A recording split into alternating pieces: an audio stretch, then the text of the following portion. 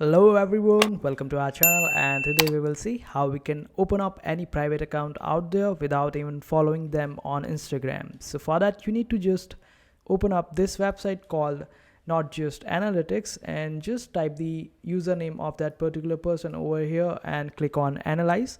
After that you will be seeing almost everything related to that account over here, and the other website is called igmods.com. And when you come over here, just click on this option of view private account, and this will redirect us to this place.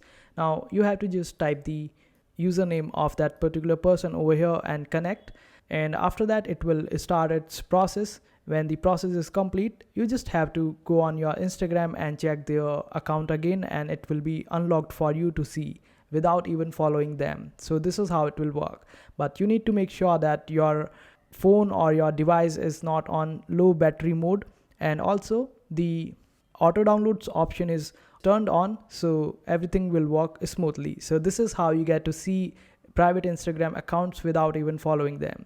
So I hope this video was helpful. Make sure to hit that like button and also subscribe to our channel for more helpful videos.